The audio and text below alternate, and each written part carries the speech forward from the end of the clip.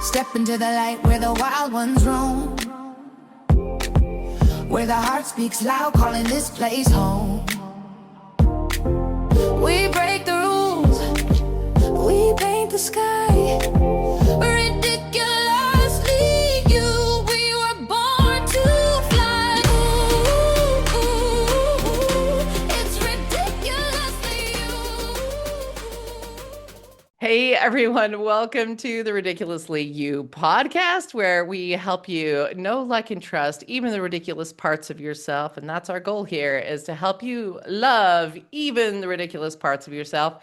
And today we have on Katrina Sawa, who is from Jumpstart Your Biz. She's going to just get in and have fun conversations with us. She is like a business genius, but I'm going to have her help introduce herself a little bit more on that. But we're going to get into more than just business stuff here today. So, Katrina, can you share with everyone a little bit more about who you are and what you do? I know you do a lot more with books and things too, helping people get published there. So, tell us Yep. more.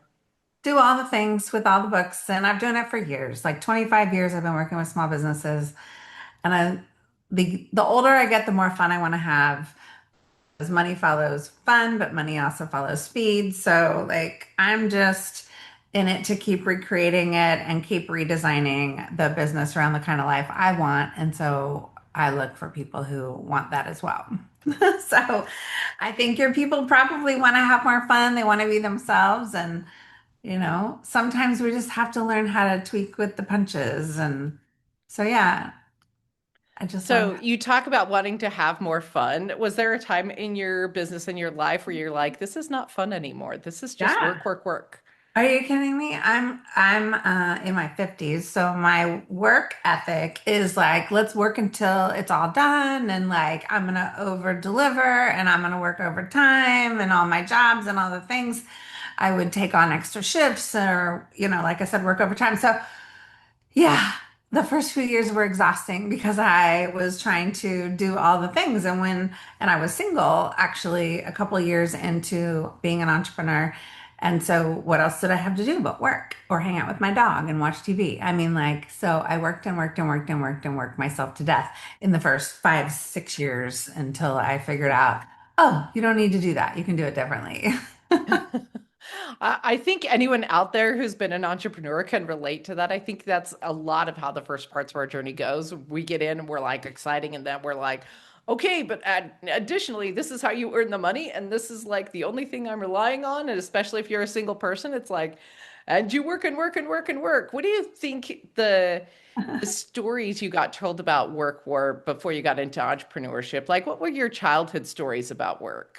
Yeah, Um, my parents were divorced, and so I never saw my dad really. He was traveling all over, working at different places, and so I hardly ever saw him. So I don't know if subconsciously that told me that, work was more important than me or not, but I did feel a little left out of his life for sure. My mom made it work, I guess, but I think I don't like, I don't know, I have blocks. Like, who knows? I'm in my 50s. We forget shit.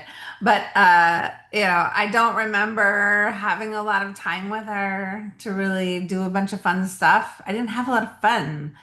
And I got teased a lot when I was in grade school and things like that because I matured quickly and I didn't know what to do with him.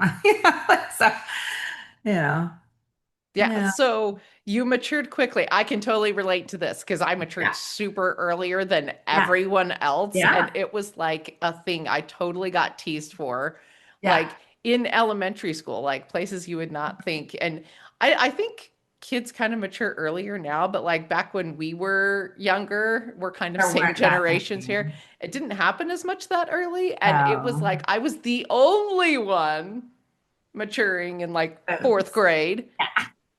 I know. I used to wear these big, huge shirts to try to cover it up so nobody knew. And of course, in my senior year and the last couple of years of high school, it was amazing, because Yeah. By then you're like, haha, everyone fooled you. right? Uh, yeah. I mean, we all have stuff going on for us, but as far as work goes, no, I just I did. I overdid it. I was overachiever. I was in clubs. I was a captain of my dance squad. Was in the all the advanced classes, and that's how I grew up. So that's kind of how I took it into business. And I'm just now 23 years into my business, starting to settle down and do less. Wow. So like at what point of your like working and working and working and working did you stop and go, I want to have some fun. Could we pause just a moment because I'm not having fun? Like, Yeah. Well, partly when I met my current husband, and that was about 13 years ago. We just celebrated our 10-year anniversary. And that is when I knew when I was single that what was missing in my life was love because I mm, would always say I like have a hole in my heart, and business is only money, and business is only part fulfilling if you don't have that love in your life. So when I got love in my life and had love and I had great money coming in, it was like, oh, the holy grail, right? yeah. And so that's when I started talking a lot more about getting more love in your life and money in your business because it all has to flow together and all the things. Yeah. And that was really when I was like, oh no, I want to spend more time now. I want to do date nights. I want to do fun weekend getaways. And I don't want to work that hard. I don't want to travel all that much. And then I have a stepdaughter. And so when she started getting older, we were kind of close when she was young. She's 16 now, but when she was getting a little older, she would say, like, well, you're always gone, you're never here. And I'm like, oh, that's a horrible goose stab, you know. Mm, So that's when I changed a lot of my travel and how I really was doing the marketing and the business stuff. Mm, mm. yeah. So what's fun to you now? Like, what do you do for fun? It's not that, I mean, I want to travel more. We still have custody, like 50% for 2 more years. So we don't go a lot of huge places. We do go to Mexico here and there, and vacations and stuff. So travel, you like Yeah, travel. I Yeah. love travel. I can't wait to do a bigger vacation after we, don't have the custody thing.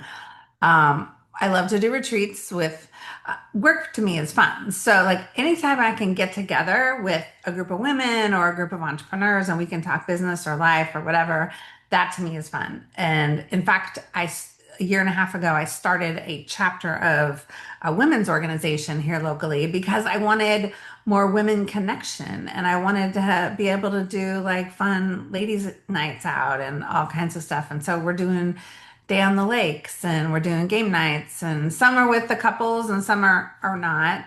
Um, I just, yeah, I just want more people around me. I love people around me. I love to Mm. just do parties and barbecues and wine tasting and that kind of thing. I'm pretty much a homebody, so it's kind of boring, but to me, it's very fulfilling. So what do you do on an average weekend? Your average weekend comes up. You may or may not have the kiddo that weekend. What are you doing on a fun weekend? Okay. It's again, I'm kind of boring. So we watch the dog. We do, I might do an email out to a list. We might go wine tasting or out to dinner or something, or we might binge something on Netflix and just stay in. And so like, unless I can get some friends together because everybody's just so busy, right? And so Yeah. even when we got into a new house and we had a housewarming, we had to have two housewarmings just so all our friends could come. And even then, a lot of our friends still didn't come. We had 2 dates for them. You have 2 days to choose from to come celebrate us. No, they're not coming. Well, you talk about it being boring though, but like my favorite thing, I was on a client call earlier today, actually, and he was like, how do you get so much done? Because I'm very, very productive in a day. I'm like, I get Yeah. so much done in a day. And he's like, how do you get so much done? And I'm like, I think it's because here's the secret to me is my favorite thing is doing nothing. So if I can do the things I need to do more quickly Yes. and more Yes. efficiently, then I have That's more it. time to do nothing. And like I Yeah. think in this society, like we shame this idea. It's boring, it's not as exciting. It doesn't look like these travels all over the world of this, sitting home and like spending time with, I have a boyfriend right now. I'm like, we'll Yeah. just sit home and just like eat whatever I made for dinner that night because I like cooking. So I'll Yeah. probably just cook something up. We'll throw on, one of our we'll throw on Schitt's Creek. We kind of like that right now. Yep. And we'll just kind of hang with each other and play with the dogs and laugh. And like Yes. to us, that's a great evening. But I see there's That is nothing wrong exactly with what we do. that. Yeah. We, too bad we're not more local because that's what we do. Like, Yeah, this is what we do, and it's one of our favorite things to do. and We I'm also really like to good go cook. out sometimes, but Yeah. like literally 9 times out of 10, we're probably doing that. Yeah, I do like to, I'm super efficient and productive too. So I want to get my work done. And lately, I've had more free time in my calendar, and I'm like, I'm starting to feel guilty. And I'm like, wait a minute, why am I feeling guilty for building this business where I have more free time in my calendar? This is what I fucking wanted. And excuse my language, hopefully I can cuss on this one. But like, Speak freely. You're fine. but I'm like, I gotta constantly, almost daily, remind myself, don't feel guilty. This is what you wanted, and this is what you built, and this is da da da, and it's all gonna be work itself out, and just take care of you, Yeah. right? I'm curious to know your opinion on this because you were talking about being like very hustly and like working really hard and then kind of getting into different energy and stuff. I'm curious to know like your thoughts on like feminine energy and flow and things like that and how they roll with your business. So I've been very called fire hose, very direct. People say I have, but it's funny because like the real spiritual people call me, say I have masculine energy, but then a lot of my regular clients who maybe aren't that spiritual definitely think I'm more feminine. And I'm like, I don't know what I am. And like, but all I know is when I was dating and I was doing the online dating, I like when I first started it, I had my little checklist. These are the things I want. I want this, da, da, da, da, Yes. and these are the questions Yes. I'm going to ask this guy.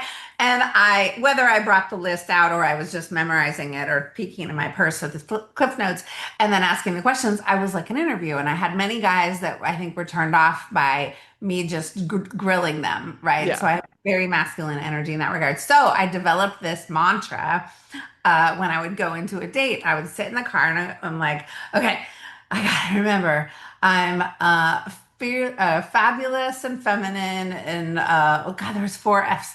There was like fabulous, feminine, fun, and flirty, or something like Yeah. that, Yeah. Yeah. right? Because I had to tone down and I would just try to be instead of control the situation. Mm. So, yeah, I don't know if that answers your question, but like I'm, I think I'm feminine. I wear dresses, but then I'm super assertive, and that's more masculine, right? So, I don't know. It's one I of don't those teach this things stuff that I clearly. don't. This is like gospel according to Julie anyway. That's how I say it. So I'm like, there's all these people out there that are like, you have to be in feminine energy, and it looks like this checklist. It's like they have their checklist of it looks like this, and Yeah, this. And so I'm like, I'm gonna bring it up because you talked about romance and fun and bringing like having the yeah, energy around it, and I'm like, I'm so curious your take on this because I have such a different take than these yeah, people that are like, okay, to be in feminine energy, which is the only way to be, you have to have this checklist that goes, da, da, da, da, da, and if you don't do it exactly like this, then you will not have money. And I'm like, but isn't but I that don't fit in your masculine in itself? box. That's exactly it. So you're going to give me a very masculine energy way of looking at my judgment whether I'm in feminine energy or not. Cool, cool, but additionally, no thank you. No thank you. I I try to bring love into any scenario. So I surround myself with love and hearts. I mean, the whole wall over here is red with hearts and love and pictures and frames and stuff. And but it's crazy because I had a graphic designer that was gonna do redo my website branding, and she was gonna do it to this archetype thing. So I took this quiz and it put me into this little box of an archetype that was called the ruler. And Uh-huh. I was like, I don't really identify with the ruler. I bring in love. I have hearts everywhere. I wear hearts, for God's sakes, everywhere I go. Yeah. Like, I don't know if I'm the ruler. Yes, I have a direct approach to what you need to do and stop wasting time and stop it with the negative energy. but I do it all with love. And so she would not create something that I felt was more appropriate. And it was her way or the highway. And I'm like, okay, Yeah. bye-bye. This is my take is I don't think we're like just one thing. I think I like to think of it more in yin yang energy. And I say each of us has our own like little fingerprint of a balance of yin yang energy that's perfect for us. And when we like Yeah. get to know us and be our full selves and just do the things that are intuitive to us, then we're going to show up in the right balance of energy that is Yeah. us. 100%. And some of us are going to be more yang forward and some of us are going to be more yin forward. And guess what? It Yeah. doesn't matter. It doesn't matter because my thing's going to be different than your thing's going to be different than somebody else's. And so I don't know. That's just my thoughts on it. I was like, I wonder if what your thoughts are on that because I hear a lot of people in the space right now being very Yeah. strong with, masculine energy needs to look like this, feminine energy needs to look like this. Here's the check boxes to see if you're doing it correctly. And I'm like, Uh, or in my world, it's more about the being versus the doing, which is very similar, exactly. but I say it in that way because for the longest time, up until I can tell you exactly when, it was 2008, I had this Mm, mentor who was a guy who was going to show me how to get to six figures because I was nearing there, like 80 something, and I couldn't get to six figures. And he was like, I'm going to show you how to make more money. Okay, $25,000, let's go. yep. Right. And it was this crazy experience because I was all about, okay, what do I need to do? I'd go to the mastermind meetings and there's like 15 of them, including him. I'm like, what do I need to do? This is what I'm doing. This is what I'm selling. This is who it's for. This is where I'm at. This is how I'm marketing. This is what my website looks like. Now, just tell me what to do in order to get to six figures. And they'd be like, Katrina, just be love, Katrina. And I'm like, what the fuck? How do I be love? I don't know. Like, what does that mean? It's And exactly it. Can you translate that to doer energy? it literally took me a year to get this into my brain because I was so stubborn and so like confused and nobody really explained it. They just said, just be, Katrina, just be love. And that's where the love stuff started coming in. And Mm. I'm like, huh. And so I go to the events, there's 300 people in the room, and okay, I'll be love. I'll just walk in and see what's going, and I would attract the perfect people, and I would just be, and I would just Oh, ask questions, and I wouldn't try to push it or talk to about myself. I would listen to them. And it was crazy at the end of the year. I found who I thought was going to be the love of my life and didn't end up being. So I found love at the end of the year and I got to over $100,000 in my business. So I got love and money at the end of the year. It was crazy. I'm like, so now I'm like the being energy. So, but there's a certain balance, like you said, yeah. because I need less being energy sometimes than more doing. There's so many people out there that are just being all the time, which is great. Yeah. They're not making money because they're not doing It's anything, right? exactly it. So, It requires both. Like if you think of yes. creation, like if you're going to create new life, which a business or money or whatever is, Yeah. it requires masculine, feminine energy. It requires both. It requires Yeah. yin yang. It requires both. And so like anytime you're like, I think swung too far either side and just completely knocking out, like you're Yep. completely, I'm just gonna be like Oh, here comes the boom, science. I'm gonna manifest it all and just sit manifest there. it. And then they're like 6 months later going, why didn't that work? And I'm like, because then you have to like take the intuitive action. And then like, there's all these other pieces that go in along with that. So if you could like give our audience a quick snapshot of what you think it means to be and do, what does that look like for you? Hmm. There is no quick snapshot because it's different for everybody. I'm very much not a custom cookie cutter type of a coach. Like, I want to get to know somebody and their deep, darkest secrets and goals, and then I show them what to do. So the difference there is, I don't know. There's no answer for that, right? Because but there will be people out there on the internet selling the freaking answer, which is what's Right. so annoying. They'll be like, well, you need 40% of being and 60% of doing, and I have the formula, so you need to buy it for $997. And I'm like, stop listening to people like that, people. That's what I want to say about that.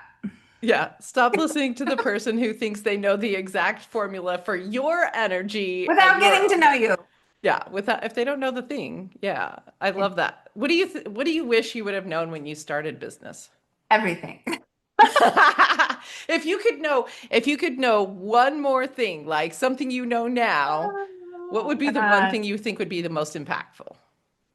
Well, I think I probably knew it, but I was too stubborn to do it, which was listen to the people that I was paying.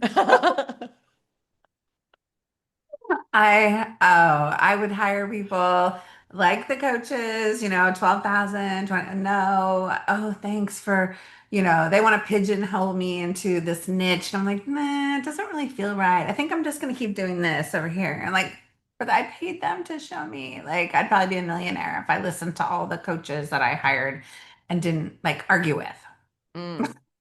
Do you have any regrets in business? Do you ever look back and go, did not love that? It's hard. I know it's all learning, right? Everything is learning. I don't know if it's a regret, but I wonder what would have happened I had I wonder gone what would that have route happened instead of if you this did route. what? Yeah, yeah. Yeah. So, Pick one thing. Pick one thing where you're like, I wonder what would have happened if I would have well, chosen a different path. listen to the very first coach I had.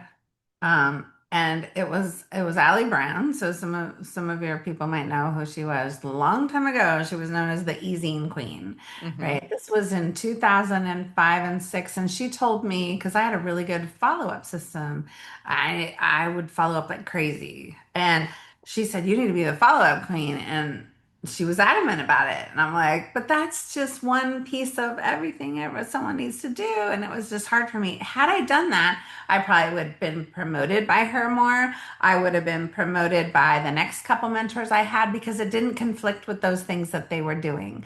And Mm. back then, people had more scarcity. They'd like, if anybody, even your client, did similar to what you did, they were scared of promoting you, I think, at the time.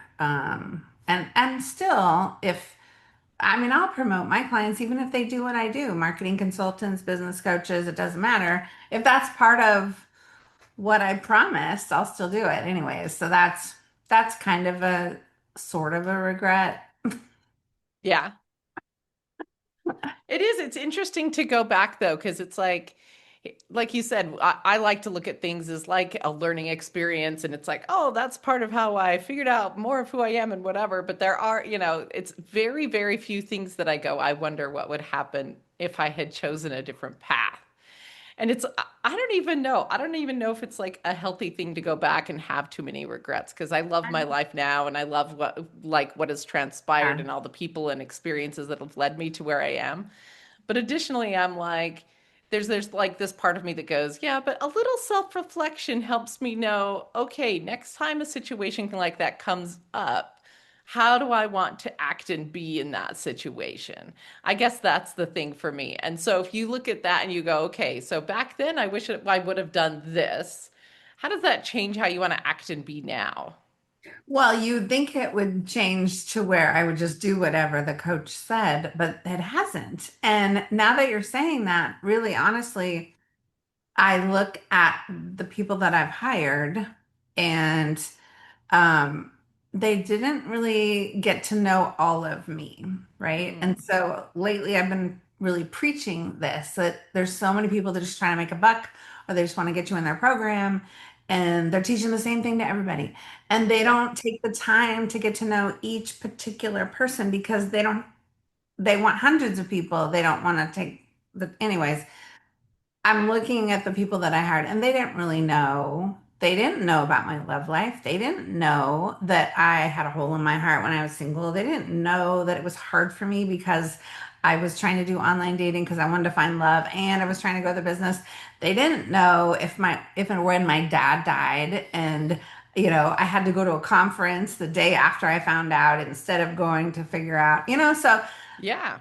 the people that you hire, I think well, there's not a lot of us that actually pay attention to everything that's going on before we advise you. So when I look back at that, I'm thinking, well, they didn't know the whole picture and they advised me this way, so it's okay. I should be fine because they didn't know the whole picture. And that, you know what I mean? Yeah.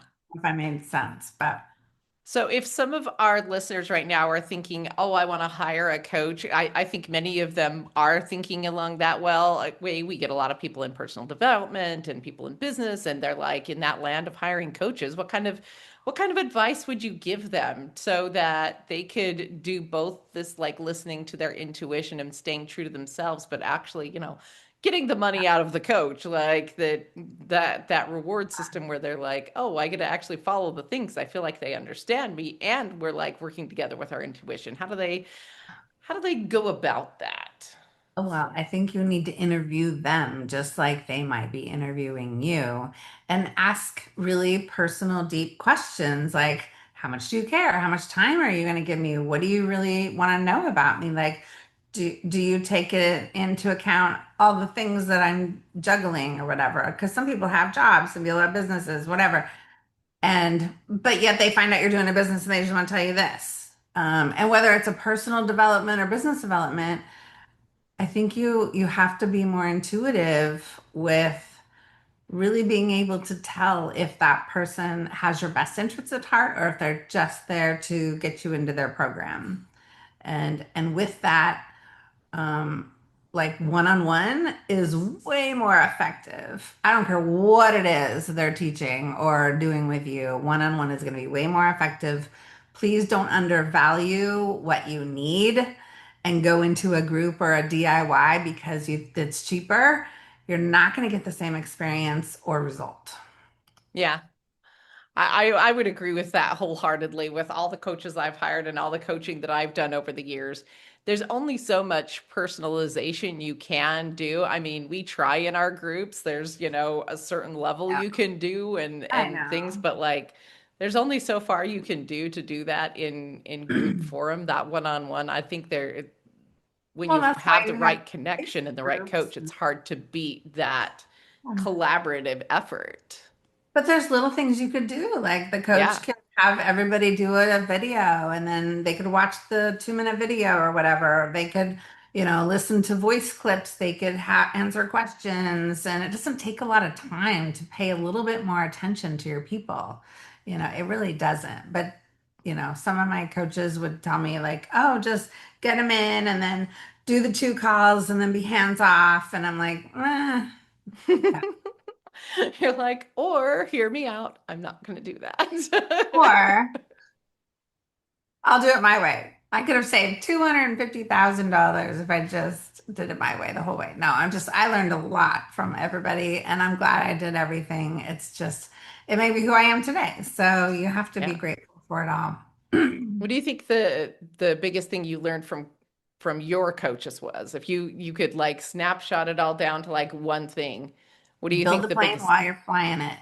Yeah, build the plane while you're flying it. Yeah, just do it. People overthink anything they're creating. And they go off and create it over here and then go, okay, here it's ready. Do you guys want to buy it? And they might have 2 people who buy it, right? Instead of doing Hmm. it with people to create the right thing. So, Yeah. Yeah. That's definitely true. I think I see a lot in business world at any rate, like people going out and they'll develop a program for like 2 years.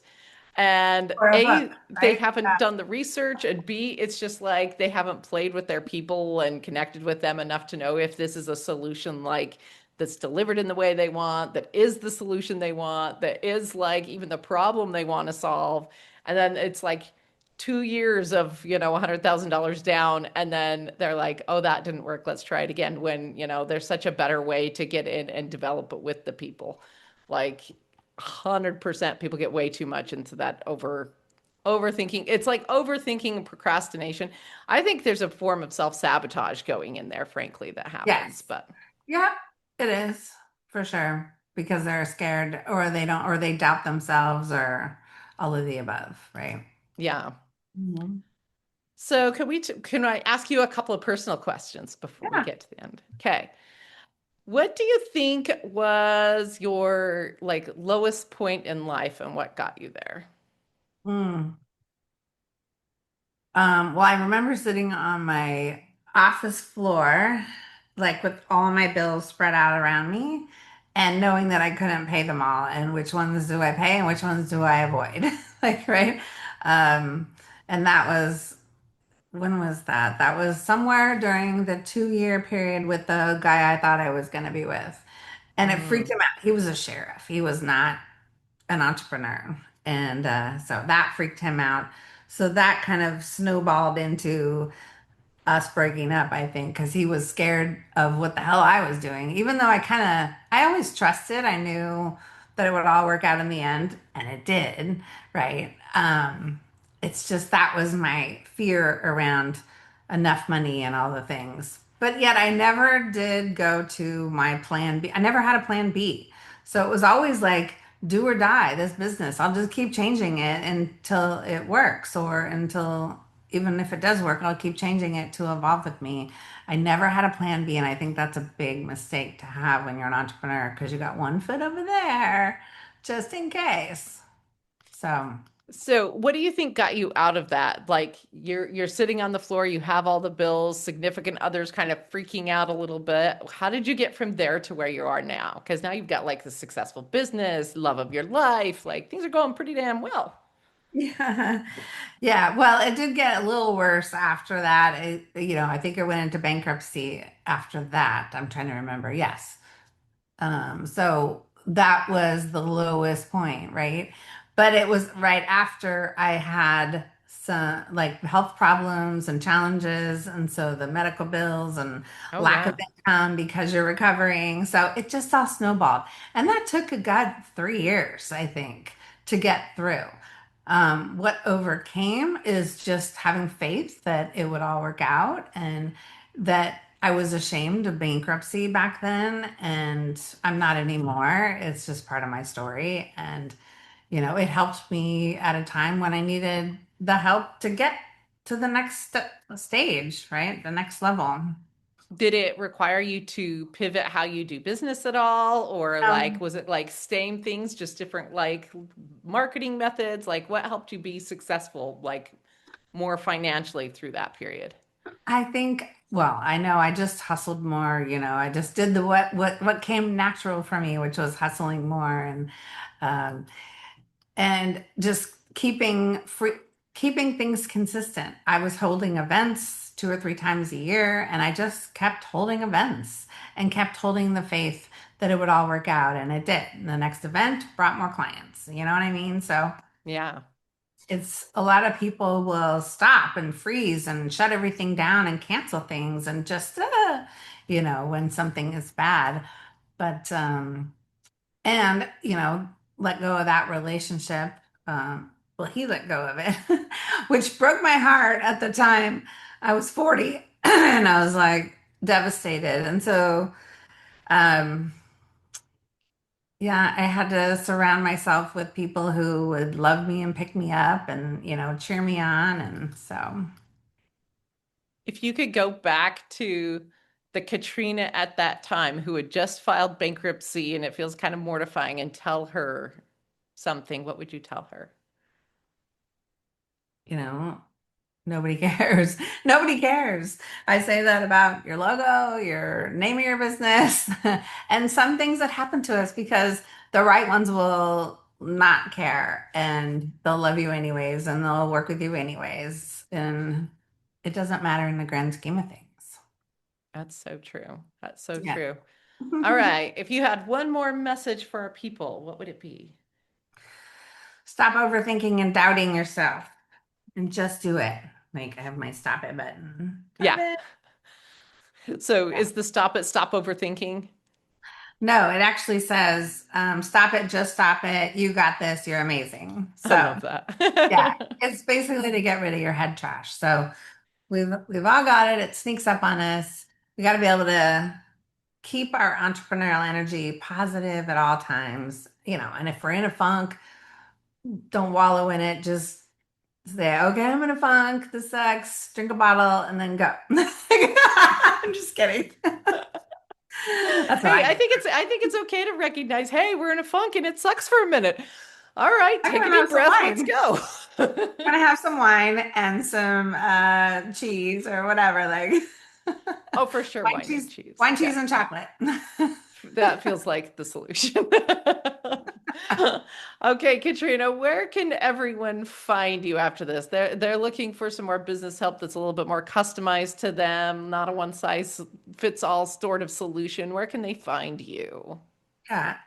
I would actually just go to my website, but my events page, because I have a lot of fun stuff coming up. It's jumpstartevents.net, Mm. jumpstartevents.net. And you can find all the other pages from there too, like the free stuff and my bio and all that. But I have, weekly coffee connects where you can come for free. I have author calls. I have, a live event a couple times a year. Again, I brought it back, and I have a She Levels Up mentorship. So there's a lot going on. I do a Where are you lot. located out of? I'm in Northern California. Northern California. Yeah. So if you do Mhm. live events, are they in that area? Yep. Yep. Okay. So everyone, there's places to connect Yeah. online. There's the coffees. There's all kinds of things to just get on and connect with her. If you're in Northern California, then you're going to get on and see when the in-person stuff is. And you know what? Fly in. That's what I always say about events. I'm like, I love producing events. And so I'm like, you know what? It's worth flying in. Come fly in and It's say hi, yes. Well, and I just love to talk to people. I love to talk to people. So I am not shy. I'm very accessible, and I just love to see how I can make an impact. Beautiful thing. Well, thank you for sharing you and sharing your story with me, with our people. Thank you for showcasing your ridiculous self and not cutting yourself and shoving into a box anytime you talk about like not doing exactly what your coaches told you to do. I'm like, that's because you didn't fit in their daggum box. You I know. went, yes, but I don't But fit my in that clients have to do what box. I tell them. Oh, okay. So that works for you, but like now the other way around. Just to be clear. But I don't Just put to be you in a clear. box. I make it.